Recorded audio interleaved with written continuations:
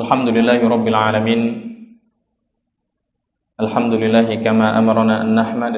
Wassalatu wassalamu ala syafi'ina wa habibina wa maulana Muhammad wa ala alihi wa sahbihi wa sallim tasliman katsira. Allahumma akhrijna min dhulumatil wahm wa akrimna bin nuril fahm waftah alaina bi ma'rifatil ilmi wa sahhil akhlaqana bil hilmi waj'alna mimman yastami'una al-qawl fayattabi'una ahsanah. Wa ba'd. Jadi alhamdulillah yang kami muliakan guru-guru kami di majelis IASA pun majelis yang diprakasai oleh grup angkasa ya Bang ya. Angkasa ini kalau nggak salah informasi yang saya terima dari rating 2007 ya. Oh ya. Saya perkenalkan dulu, nama saya adalah Rizky Syahputra. Saya dari rating Aqua. Rating 2008. Nah ya, jadi bisa dibilang abang-abang kami semuanya ya adalah senior-senior kami. Dan alhamdulillah kita berkenalan dengan Bang Zahrul Bawadi, itu satu rumah dengan kami dari rating 2007. Ada Bang Andi Mardika, Bang Rizal Ihsan ila akhirnya. Jadi saya datang ke tempat ini bukan untuk menjadi guru ataupun berceramah di hadapan guru-guru kami semuanya, namun saya kemari tujuannya untuk bersilaturahim dengan guru-guru kami. Semoga nantinya apa yang kita belajar bersama ada manfaat dan hubungan silaturahim kita semakin erat insya Allah. Jadi guru-guru kami yang dimuliakan oleh Allah Subhanahu Wa Taala, sebagaimana yang sudah kita ketahui bahwasanya dalam informasi itu kalau kita melihat ilmu namanya adabul bahthi wal munadharah, sebuah ilmu yang mengajarkan kita cara beretorika, cara menyampaikan ataupun cara berdebat.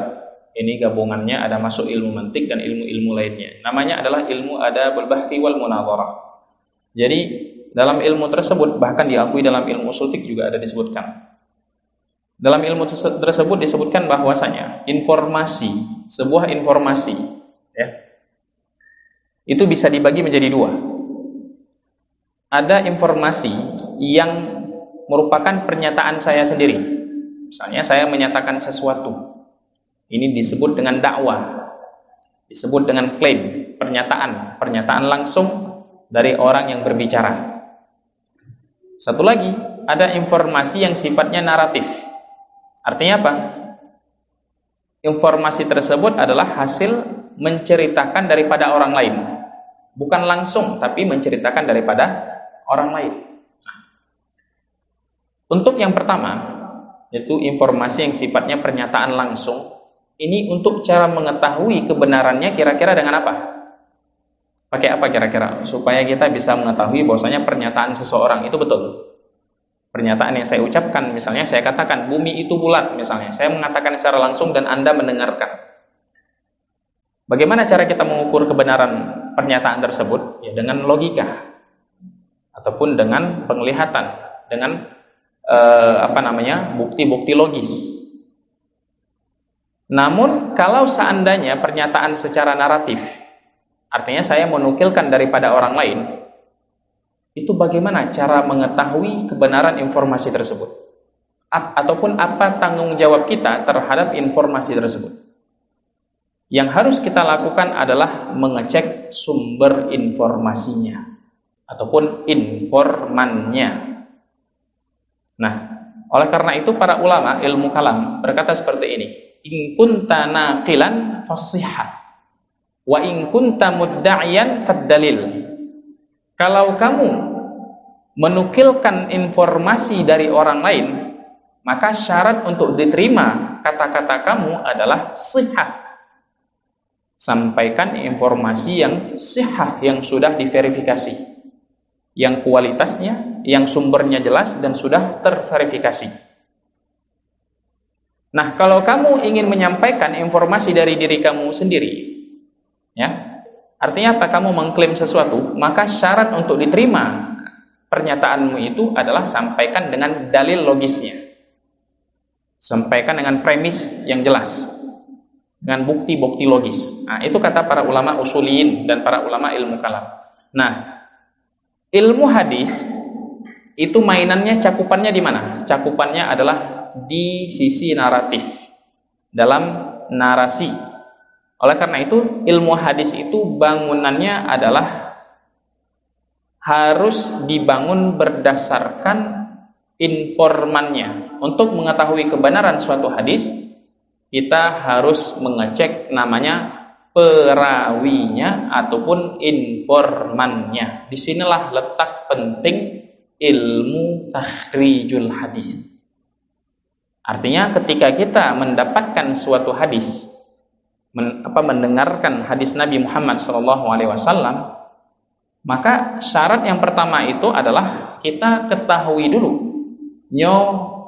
dari mana sumbernya, di mana, ya kan, seperti itu.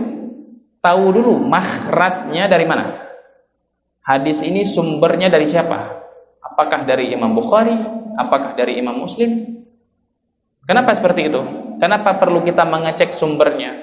Karena Rasulullah SAW adalah seorang asy-syari', orang yang merumuskan hukum. Dan kata-kata Rasulullah SAW itu bisa berbuah menjadi sebuah hukum. Oleh karena itu, sebelum kita mengamalkan hukum tersebut, kita verifikasi dulu. Kita cari tahu dulu apakah memang kata-kata itu bersumber daripada Rasulullah atau bukan. Baru bisa kita cerdasi hadis Rasulullah SAW. Oleh karena itu, pada malam ini, malam yang berbahagia ini, izinkan kami sedikit menyampaikan materi berkait bagaimana cara kita berinteraksi dengan dalil, bagaimana cara kita berinteraksi dengan hadis Rasulullah SAW secara khusus. Kalau misalnya tentang motivasi, tentang penguatan iman segala macam, saya rasa itu sudah banyak. Namun malam ini saya ingin berbagi sedikit alat ataupun perangkat supaya kita nanti bisa sedikit tahu bagaimana sih sebenarnya kita berinteraksi dengan hadis-hadis Nabi Muhammad SAW. Ada kita ambil 3 poin. Poin yang pertama yang sudah kami sampaikan tadi, yaitu tentang memverifikasi hadis yang sampai ke telinga kita. Jadi tidak semua hadis itu bisa kita amalkan.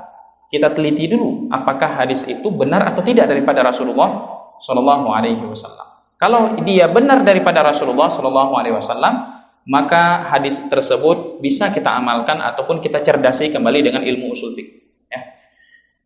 Apabila hadis tersebut tidak bersumber daripada Rasulullah ataupun hadis maudhu, maka hadis ini dibuang. Ataupun kalau hadis ini lemah dan bisa didukung dengan dalil-dalil yang lain, maka hadis tersebut tetap bisa diamalkan. Itu nanti mainannya dalam ilmu mustalah hadis dalam bab yang lebih dalam lagi. Namun yang perlu kita ketahui, syarat pertama ketika kita bertemu dengan suatu hadis, syarat yang pertama yang harus kita lakukan adalah apa? Memverifikasi hadis tersebut. Jangan langsung kita telan mentah-mentah. Jangankan dalam hadis, dalam informasi, dalam ranah sosial, kalau kita baca berita yang disampaikan oleh portal tertentu, apakah kita langsung percaya berita itu? Kecuali orang awam. Kalau kita langsung percaya berita tersebut, berarti kita orang yang belum memahami hal ini. Oleh karena itu, betapa banyak orang-orang yang termakan hoax. Kenapa? Karena mereka tidak punya basic untuk memverifikasi sebuah berita. Begitu juga dengan hadis Rasulullah. Betapa banyak hoax-hoax yang tersebar dalam hadis. Dan betapa banyak orang-orang awam yang termakan hoax tersebut. Ataupun dalam bahasa ini adalah hadis-hadis palsu. Ya, jadi syarat pertama, kita teliti dulu ilmu, kita teliti dulu sumber hadis tersebut. Maka nanti lahir ilmu takhrij. Ilmu untuk mengetahui sumber hadis itu di mana.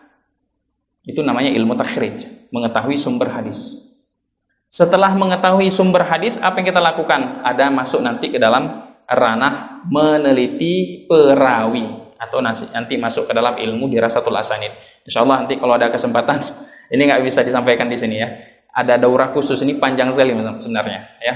Ini syarat pertama, itu tadi yang harus kita ketahui adalah verifikasi dulu. Cari tahu dulu hadisnya benar atau tidak. Yang pertama.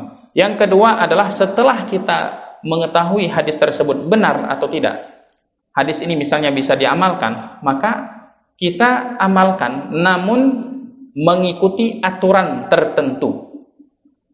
mengamalkan hadis tersebut, tapi dengan syarat aturan tertentu.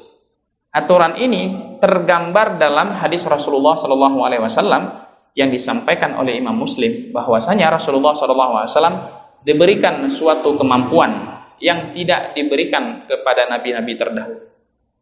Ada satu kemampuan yang diberikan Allah kepada baginda Nabi Muhammad, di mana kemampuan tersebut tidak dimiliki oleh nabi-nabi terdahulu. Apa nama kemampuan tersebut? Namanya adalah u'titu jawami'al kalim. Namanya adalah jawami'ul kalim. Nah, ini harus ingat baik-baik. Ini banyak orang terpeleset di sini. Rasulullah diberikan kemampuan jawami'ul kalim. Pernah dengar jawami'ul kalim apa ya? Apa itu jawami'ul kalim? Jawami'ul kalim maksudnya adalah al-kalimah al-jami'ah. Kalimah jami'ah maksudnya apa? Adalah satu kata yang diucapkan oleh Rasulullah. Kalimat-kalimat yang diucapkan oleh Rasulullah SAW itu maknanya bisa seluas samudra. Kalimat yang diucapkan oleh Rasulullah maknanya bisa seluas samudra. Ini hadis. Hadis Rasulullah itu maknanya bisa sangat mendalam.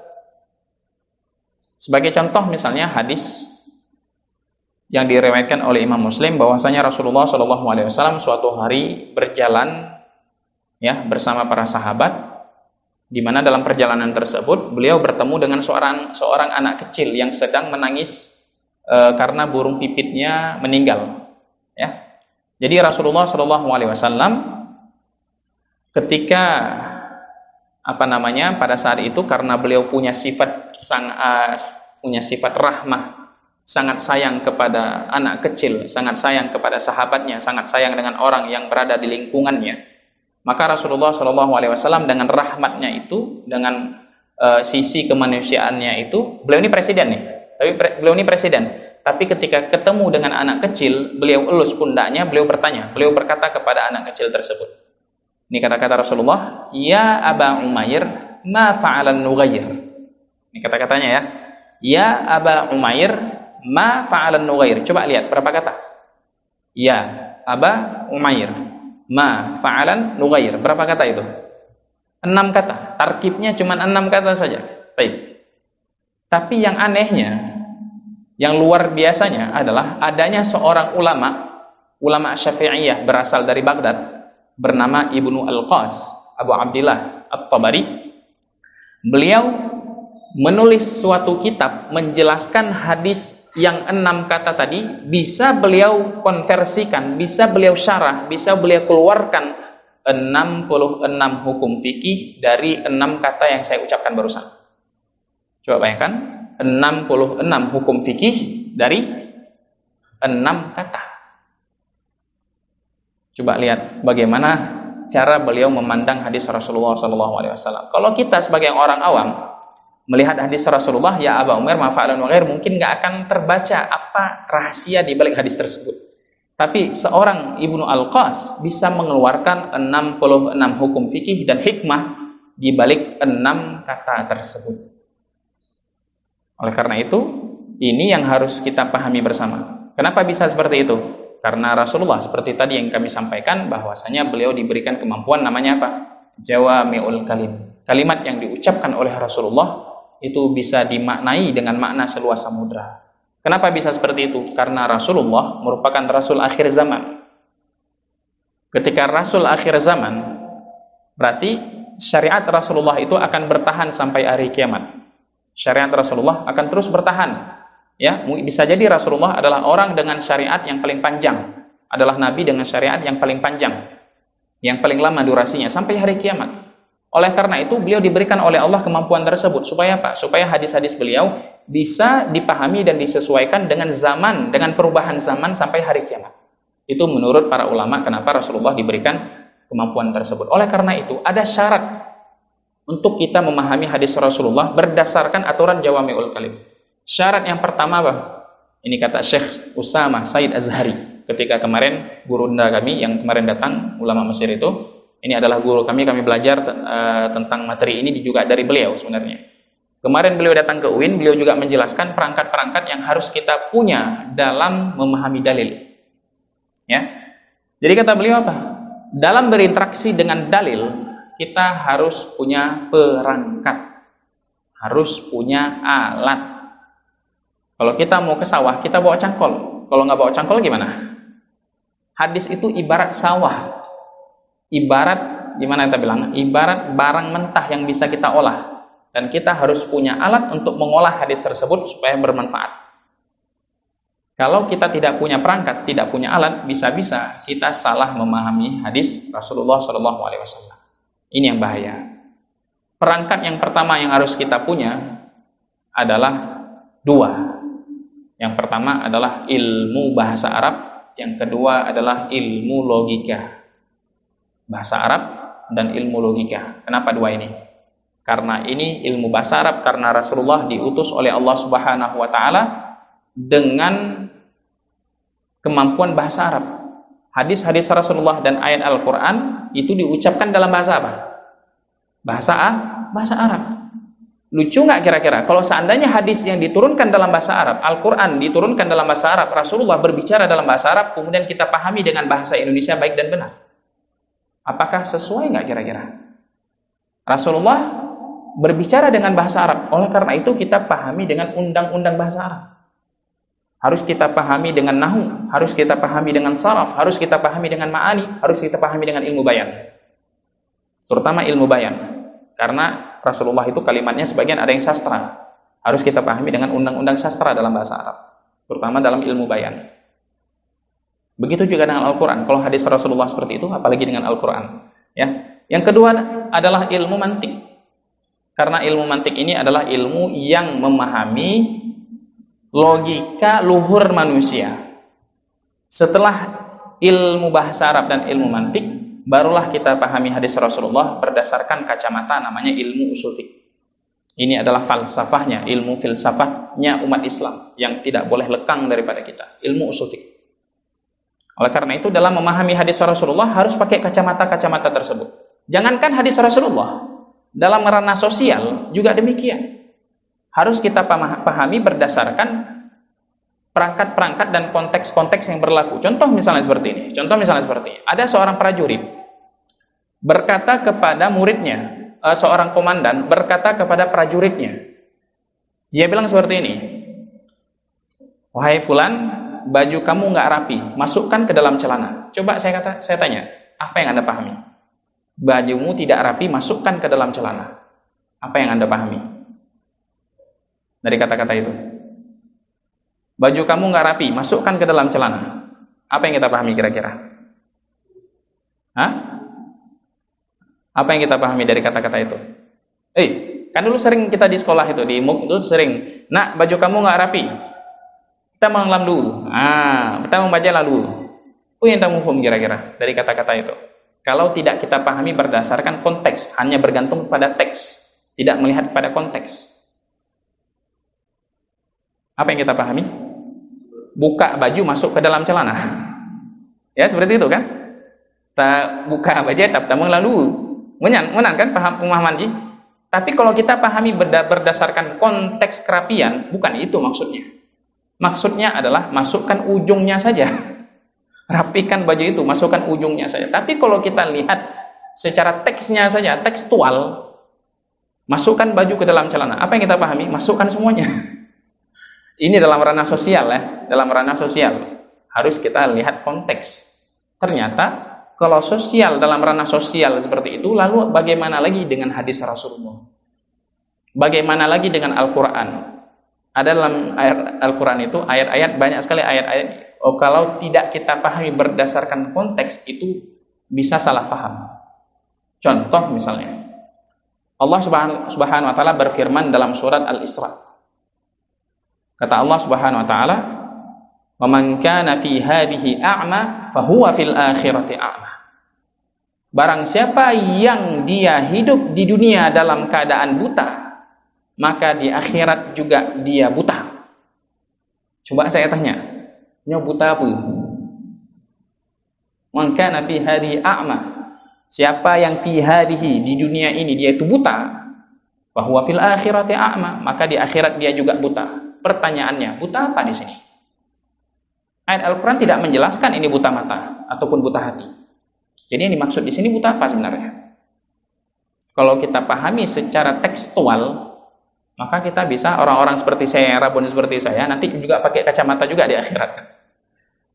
Ya, orang-orang yang buta juga di dunia juga buta juga di akhirat ternyata, berdasarkan ayat ini. Kalau kita pahami secara tekstualnya. Tapi kalau kita pahami berdasarkan konteks ayat ini, bahwasanya ayat ini sedang menceritakan orang-orang yang kufur dengan ayat-ayat Allah, maka baru kita pahami bahwasanya yang dimaksud buta di sini bukan buta mata, tapi buta hati yang tidak sanggup melihat kekuasaan Allah sehingga mereka kufur kepada Allah. Maka mereka, sebagaimana mereka buta di dunia dengan ayat-ayat Allah yang ada di dunia, mereka juga nanti buta juga di akhirat. Itu yang dimaksud dalam ayat tersebut. Contoh lagi yang sering misalnya, ini terkait dengan ilmu nahwu dalam hadis Rasulullah SAW. Rasulullah berkata seperti ini, umirtu an uqatilan nas. Umirtu an uqatilan nas. Saya diperintahkan untuk uqatilan nas. Orang orientalis mengatakan agama Islam ini disebarkan dengan pedang gara-gara hadis ini. Agama Islam ini mereka katakan adalah agama ekstrim gara-gara hadis ini. Kenapa? Karena Rasulullah berkata, Rasulullah dinilai menghalalkan darah umat selain umat Islam, menghalalkan darah umat manusia gara-gara hadis ini. Karena apa? Karena Rasulullah berkata, saya diperintahkan untuk uqatila. Uqatila di sini dipahami dengan apa? Dengan berperang. Saya diperintahkan untuk berperang, memerangi seluruh umat manusia sampai mereka bersyahadat. Jadi istilahnya agama Islam ini menurut para orientalis itu disebarkan dengan apa? Dengan muqatalah, dengan berperang. Apakah seperti itu? Kalau kita lihat ke dalam ilmu saraf, tidak demikian. Rasulullah berkata uqatil, bukan aktul. Ada perbedaan antara aktul dan uqatil. Jauh sekali perbedaannya. Kalau aktul, kalau Rasulullah berkata umirtu an aktulan nas, itu baru betul. Betul yang dikatakan oleh orientalis tersebut bahwasanya Rasulullah adalah orang yang haus darah. Tapi kata-kata itu nggak benar. Karena Rasulullah berkata apa? Uqatil. Kalau aktul berarti saya membunuh seseorang. Tapi kalau uqatil maksudnya adalah saya membela diri dengan cara membunuh. Uqatil berarti maksudnya adalah dua orang yang saling membunuh satu sama lain. Di mana taraf yang pertama itu merupakan orang yang membela diri karena dia itu diserang. Karena dia itu berusaha terancam. Oleh karena itu dia membela diri. Maka disebut dengan uqatil. Saya diperintahkan untuk memerangi. Di sini kenapa dikatakan uqatil? Karena umat Islam pada saat itu terancam. Diancam oleh orang-orang kafir di kota Mekah. Orang-orang kufar Quraisy. Oleh karena itu beliau menggunakan konteks kalimat uqatil. Dan nas di situ, yang dimaksud dengan manusia di situ bukan seluruh manusia. Ada yang mengatakan di sini adalah bangsa Arab saja. Oleh karena itu bisa kita pahami, kalau kita tidak memahami hadis Rasulullah berdasarkan ilmu-ilmu yang kita sampaikan tadi, kita akan salah paham dengan dalil. Oleh karena itu ada kewajiban, ada dua kewajiban terhadap kita dalam berinteraksi dengan hadis-hadis Rasulullah. Yang pertama apa tadi? Yang pertama adalah kita verifikasi terlebih dahulu hadis tersebut. Kita verifikasi dulu hadis itu, apakah hadis itu betul atau tidak. Yang kedua adalah kewajiban kita apa? Kewajiban kita adalah memahami hadis tersebut dengan ilmu-ilmu pendukung, dengan konteksnya, jangan cuma bergantung dengan teks. Nah, paham ya? Bisa dipahami. Kemudian pada kesempatan berbahagia ini adalah pertemuan pertama kita, dan dalam tradisi saya alhamdulillah dimuliakan oleh Allah Subhanahu wa taala dengan belajar ilmu hadis di Al-Azhar, dan alhamdulillah sudah menyelesaikan program master di Al-Azhar Syarif. Dan dalam tradisi ilmu hadis, dalam tradisi kami belajar ilmu hadis itu ada namanya tradisi ketika dalam pertemuan dan perjumpaan pertama seperti ini saya rasa ini saya pertama sekali bersama abang-abang kami semuanya, ada tradisi seperti ini. Tradisi menyampaikan hadis yang disebut dengan al-musalsal bil awwaliyah. Jadi dalam pertemuan pertama majelis itu kita disarankan ataupun mengikuti tradisi para ulama, disarankan untuk apa? Disarankan agar kita menyampaikan hadis yang namanya hadis musalsal bil awwaliyah. Hadis musalsal bil awwaliyah maksudnya adalah hadis yang secara tradisi disampaikan oleh para ulama hadis di awal pertemuan kajian hadis. Hadis inilah yang disampaikan. Hadis apa itu? Hadis tentang yang disampaikan oleh Sayyidina Abdullah bin Amr bin As. Saya mendapatkan hadis ini dari beberapa guru. Salah satunya namanya adalah Syekh Muhammad Said Fatullah, kemudian ada Syekh Fathi Hijazi dan Syekh Nuruddin Aitir. Terakhir adalah Syekh Usamah Said Azhari yang kemarin datang ke Mesir, dan beliau ini mendengarkan hadis ini tahu dari berapa guru? Dari 150 guru. Jadi kemudian beliau ijazahkan kepada kami, dan kami juga menyampaikan kepada guru-guru kami semuanya hadis tersebut. Hadis musalsal bil awwaliyah. Daripada Sayyidina Abdullah bin Amr bin As bahwasanya Rasulullah Shallallahu Alaihi Wasallam bersabda, "Ar-rahimuna yarhamuhumur rahman, irhamu man fil ardi, yarhamukum man fis sama." Para pengasih akan dikasihi oleh yang maha pengasih. Kasihilah yang ada di bumi, maka yang di langit pun akan turut mengasihi. Jadi semoga nanti hadis ini bisa ditebarkan ke seluruh masyarakat yang kita dengar, bahwasanya hadis yang pertama yang harus kita perdengarkan kepada orang lain adalah bagaimana kasihnya Rasulullah, bagaimana cintanya Rasulullah SAW kepada umatnya. Adalah ajaran pertama yang diajarkan oleh Rasulullah kepada kita berdasarkan hadis ini. Kenapa hadis ini berulang-ulang kali diucapkan di pertama? Seolah-olah Rasulullah ingin mengajarkan kepada kita bahwasanya hal yang pertama yang harus kita belajar dalam Islam adalah belajar bagaimana caranya menyayangi orang lain, menyayangi sesama. Bahkan dikaitkan lagi bahwasanya ketika kita menyayangi hamba Allah yang ada di bumi, maka Allah pun akan turut menyayangi kita. Seluruh makhluk-makhluk, malaikat-malaikat yang berada di langit pun akan menyayangi kita. Ini hadis pertama yang bisa saya buka pada malam yang berbahagia ini. Dan kemudian saya apresiasi kepada teman-teman semuanya. Perlu diketahui, guru-guru kami semuanya, majelis-majelis seperti ini kami harapkan bisa konsisten dan bisa terus berlangsung. Dan insya Allah orang-orang yang pertama sekali membangun majelis seperti ini di yayasan apa tadi? Angkasa Group ya. Insya Allah orang-orang tersebut selama majelis ini masih terus berdiri sampai hari kiamat, insya Allah orang-orang itu akan terus panen pahala. Bukan saya berbicara, tapi Rasulullah yang berbicara. Man sanna fil Islam sunnatan hasanatan falahu ajruha wa ajru man amila biha ila yaumil qiyamah. Barang siapa yang mencetuskan ataupun yang membuat suatu inovasi yang baik di dalam Islam, apabila inovasi tersebut terus dilakukan sampai hari kiamat, maka dia akan mendapatkan pahala dan pahala orang yang menirunya sampai hari kiamat.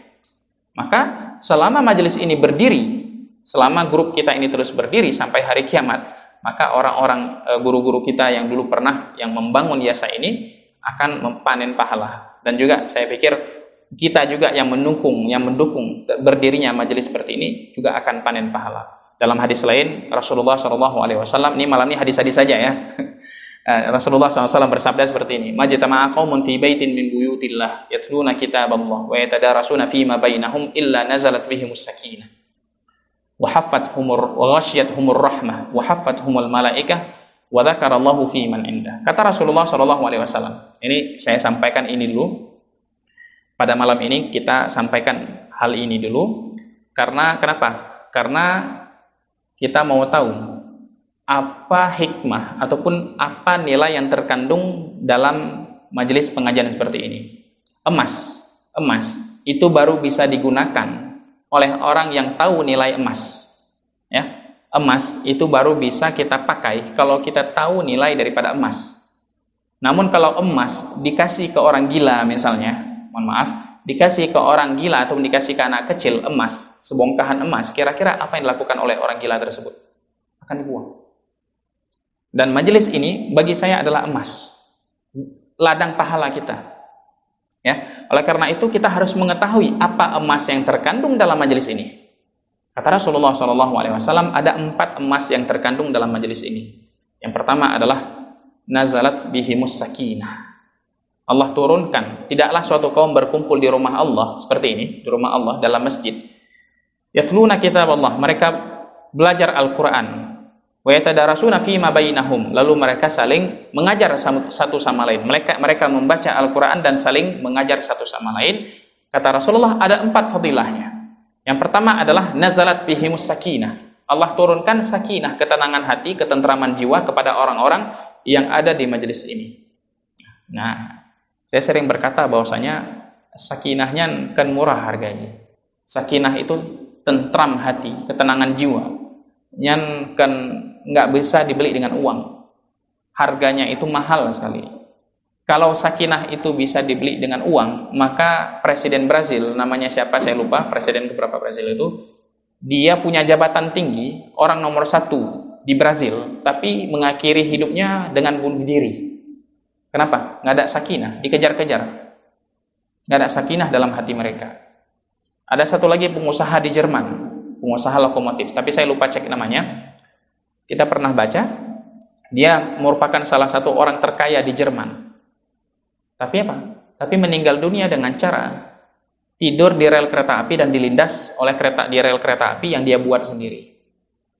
Kenapa bisa seperti itu? Kenapa orang-orang yang hebat, kalau seandainya tahta bisa membeli ketenangan hati, ketentraman, kebahagiaan, kenapa orang-orang hebat seperti itu bisa bunuh diri? Dan terakhir kita banyak sekali mendengarkan kasus-kasus yang sama. Kenapa? Alasannya adalah tidak adanya sakinah dalam hati mereka. Tidak bahagia hati mereka. Hanya tenang hidupnya. Kita bisa lihat orang-orang mungkin di luar sana naik Pajero, naik kaya luar biasa, tapi ternyata hatinya tidak tentram. Kasur yang empuk terasa berat. Sementara ada orang miskin. Saya kemarin baru pulang dari namanya Lukmatai. Di Lukmatai itu kita tidur itu alasnya itu adalah tikar. Atapnya adalah langit. Alasnya tikar, atapnya langit. Kita diguyur hujan, tapi entah kenapa hati itu bisa bahagia sekali. Ya, saya juga nggak tahu kenapa. Ternyata memang sakinah itu memang mau hibah, hibah, berkah yang diturunkan kepada Allah Subhanahu Wa Taala kepada orang-orang yang Allah pilih. Dan salah satu tempat sakinah itu turun adalah di tempat ini, di majelis ilmu. Oleh karena itu, guru-guru kami yang dimuliakan oleh Allah Subhanahu Wa Taala, inilah alasan kenapa banyak sekali guru-guru kami ataupun orang-orang yang kita kenal, ketika mereka sudah dalam mengajar di satu majelis seperti ini, itu bisa bertahan berjam-jam. Saya punya guru namanya Syekh Fauzi Konati. Syekh Fauzi Konati, beliau ini adalah seorang ulama bahasa Arab berasal dari Pantai Gading kalau nggak salah. Kordevar, di mana itu? Pantai Gading kalau nggak salah. Beliau orang Afrika tapi ahli bahasa Arab. Beliau mengajar itu pukul 7 pagi. Pukul 7 pagi ya. Mengajar ilmu misalnya Syarah Al-Kafariyah Al-Jurumiyah. Mengajar pukul 7 pagi, baru selesai pukul 12 malam. Taduk mana? Poh 7, baru lih poh 12 malam. Dan kayaknya gejebi bacut sangat. Hana dek, hana apa? Kira-kira apa yang membuat beliau bisa bertahan seperti itu? Adanya sakinah, adanya nikmat dalam belajar. Begitu pula dengan orang-orang yang sholat. Kami punya guru satu lagi. Ini contoh nyata yang kami ceritakan, bukan salafus saleh, tapi yang dekat-dekat dengan kita. Bahwasanya orang-orang hebat seperti itu memang hidup di zaman ini. Kami punya guru satu lagi, namanya adalah Syekh Yusri Jabir Al-Hasani. Beliau ini adalah keturunan Rasulullah dari jalur Sayyidina Hasan. Beliau ini seorang ulama hadis, ulama besar dalam ilmu syariat. Tapi di saat yang sama beliau ini juga seorang dokter. Dokter bukan dokter biasa, tapi dokter bedah. S3. Dokter. Dan di saat yang sama beliau juga adalah seorang ulama. Umurnya 70 tahun tapi sehat luar biasa. Kalau malam Ramadan, beliau itu sholat malamnya itu di masjid. Beliau punya masjid, punya jamaah. Saya pernah sholat sama beliau.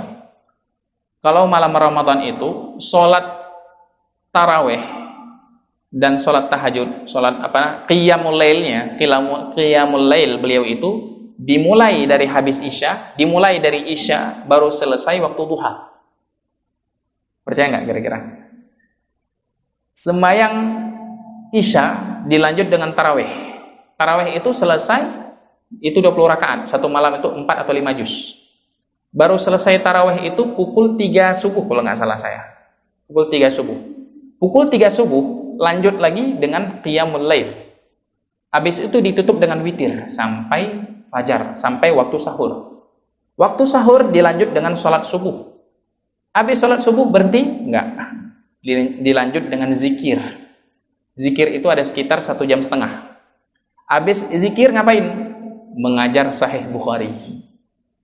Sampai jam sekitar pukul 7 ataupun setengah 8 pagi. Jadi mulainya itu jam setengah 9, selesainya itu jam setengah 8 pagi. Berapa jam? 11 jam. Yang usianya sekarang usia beliau 69 tahun. Banyak Tuhan lagi. Saya pernah sholat di belakang beliau, tobat nggak sanggup. Jadi namanya Syekh Yusri Jabir Al-Hasani. Nanti coba cek aja, beliau terkenal. Insya Allah bisa ada YouTube-nya. Jadi pertanyaan begini, kenapa orang-orang itu bisa melakukan ibadah, bisa belajar dengan sebegitu hebat, menghabiskan hidupnya dengan ibadah, dengan belajar, seluruh hidupnya diporsil untuk hal itu. Dan saya sendiri belum sampai ke tahap itu, dan mungkin nggak tuntas sampai ke tahap itu kapan, saya juga nggak tahu. Apa rahasianya? Rahasianya ini tadi, as-sakinah. Mereka menemukan kebahagiaan dalam belajar. Mereka menemukan ketenangan dalam sholat. Salah satu yang bisa kita ambil dari situ, yaitu adanya sakinah. Dan sakinah ini diturunkan kepada Allah dalam majelis seperti ini. Ya. Yang kedua adalah wa ghasyiyatuhumur rahmah. Orang-orang yang berada dalam majelis ini, kata Rasulullah SAW, akan diturunkan rahmat oleh Allah Subhanahu wa Ta'ala. Ya, tadi saya sudah sampaikan, ar-rahimuna yarhamuhumur rahman. Orang yang maha, orang yang mencintai sesama, yang mengasihi sesama akan dikasihi oleh Allah Subhanahu wa Ta'ala. Begitu pula orang-orang yang menghadiri majelis ilmu seperti ini akan dikasihi, akan dicintai oleh Allah Subhanahu wa Ta'ala. Dalam hadis riwayat Imam Tirmidzi, Allah Subhanahu wa Ta'ala berkata kepada malaikat Jibril, ketika Allah Subhanahu wa Ta'ala sangat sayang kepada seorang hamba, Allah akan berkata kepada malaikat Jibril kata-kata seperti ini, ya Jibril, ini uhibbu fulan fa ahibbu. Wahai Jibril, aku mencintai si fulan, maka cintailah si fulan. Lalu malaikat Jibril turun ke langit dunia. Jadi di langit dunia itu ada penduduknya yaitu malaikat. Jibril berkata kepada malaikat-malaikat yang ada di langit dunia, wahai penduduk langit dunia, sesungguhnya Allah mencintai si fulan, maka cintailah si fulan. Maka langit dunia pun, penduduk langit dunia pun mencintai si fulan. Jadi pada intinya, ketika kita hadir di majelis ilmu seperti ini, dan ketika kita menyayangi orang lain, tentu saja kita hadir ke majelis seperti ini atas dasar rahmat dan kasih sayang. Hadir dalam majelis ilmu seperti ini mengundang kasih sayang Allah. Dan ketika Allah sayang kepada kita, maka seluruh penduduk langit pun akan sayang sama kita. Nggak akan ada kesusahan yang menimpa kita. Itu berdasarkan pernyataan Rasulullah SAW. Yang ketiga, fadilahnya. Yang ketiga, kata Rasulullah SAW adalah majelis seperti ini adalah majelis yang diturunkan malaikat. Allah turunkan malaikat ke majelis ini untuk melindungi orang-orang yang hadir dalam majelis ini. Jadi hadis ini, jadi pada saat ini, pada dasarnya ada malaikat duduk di samping kita, yaitu malaikat rahmat namanya. Malaikat rahmat, bukan si rahmat, tapi malaikat rahmat. Betul-betul malaikat diturunkan oleh Allah Subhanahu wa Ta'ala bersama kita ikut hadir dalam majelis seperti ini. Yang terakhir, kata Allah Subhanahu wa Ta'ala, kata Rasulullah SAW, orang-orang yang berada di majelis ini adalah orang-orang yang zakarallahu fi man indah, orang-orang yang dibangga-banggakan di majelis Allah Subhanahu wa Ta'ala. Jadi nama kita sekarang ini, saat ini sedang disebut oleh Allah Subhanahu wa Ta'ala di majelisnya Allah bersama para malaikat, sedang diulu-ulukan oleh Allah Subhanahu wa Ta'ala. Dan ini bukan kata saya, tapi kata Nabi, ya. Coba bayangkan misalnya kita punya prestasi yang bagus, kemudian nama kita dibanggakan oleh presiden, senang nggak kira-kira? Senang. Tapi yang membanggakan kita saat ini bukan kita, bukan presiden, bukan raja, tapi adalah Allah, raja di raja, maha segala maha, yang sedang membanggakan kita karena kita turut hadir dalam majelis ilmu seperti ini. Namun seluruh fadilah-fadilah yang tadi yang kita dengar ya, tidak akan kita dapatkan sampai kita punya suatu hal. Namanya adalah al-ikhlas. Namanya adalah al-ikhlas. Kalau kita datang ke majelis ini untuk mencari sesuatu yang bukan karena Allah, ikhlas itu maksudnya adalah melakukan suatu perbuatan bukan demi makhluk, tapi demi Khalik, demi Allah Subhanahu wa Ta'ala. Kalau kita datang ke majelis seperti ini untuk mencari ridha Allah, maka setiap langkah kita akan diberikan ridha Allah, akan diberikan pahala-pahala yang kita dengarkan barusan. Namun kalau seandainya kita datang ke majelis ini ataupun apapun amal ibadah yang kita kerjakan, kalau tidak karena ikhlas karena Allah Subhanahu wa Ta'ala, maka amal ibadah tersebut akan sia-sia. Maka di awal majelis seperti ini saya sampaikan satu lagi hadis daripada Sayyidina Umar bin Khattab radhiyallahu anhu, bahwasanya Rasulullah sallallahu alaihi wasallam bersabda, "Innamal a'malu binniyat." Sesungguhnya nilai amal ibadah seseorang ditentukan dengan niatnya. Kalau niat baik, maka hasilnya baik. Kalau niat tidak baik, maka hasilnya juga tidak akan bermanfaat. Demikian, semoga yang kami sampaikan bisa bermanfaat, semoga bisa dipahami, dan mohon maaf ini kepanjangan. Berapa menit sudah nih? 43 menit, sudah cukup saya rasa. Ini bagaimana ini? Kita cukup tutup dengan doa. Baik, a'udzubillahi minasyaitonirrajim. Bismillahirrahmanirrahim. Allahumma lakal hamdu wa ilaikal mustaka wa antal musta'an wa alaikal tuklan wa la haula wa la quwwata illa billahil aliyil azim. Allahumma salli wa sallim wa zid wa barik ala sayyidina wa habibina wa maulana Muhammad. Salatan tunjina biha min jami'il ahwali wal afat wa taqdi lana biha jami'al hajat wa tutahhiruna biha min jami'is sayyiat وترفعنا بها عندك أعلى الدرجات وتبلغنا بها أقصى الغايات من جميع الخيرات في الحياة وبعد الممات. اللهم إنا نسألك علما نافعا وعملا متقبلا ورزقا واسعا حلالا طيبا. اللهم فقهنا في الدين، اللهم فقهنا في القرآن، اللهم فقهنا في الأحاديث النبوية. اللهم اغفر لنا ذنوبنا وذنوب والدينا وارحمهم كما ربونا صغارا، ولجميع المسلمين والمسلمات والمؤمنين والمؤمنات الأحياء منهم والأموات. تابع بيننا وبينهم بالخيرات. رب اغفر وارحم وأنت خير الراحمين.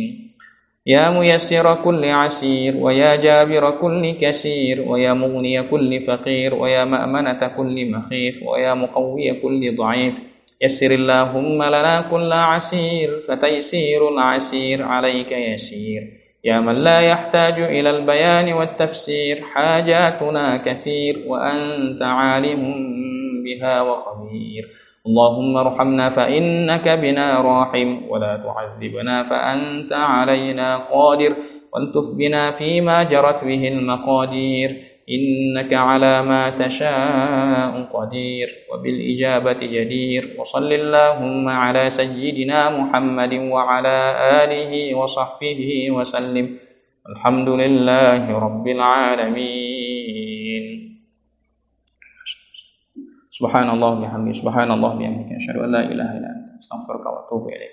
السلام عليكم ورحمة الله وبركاته.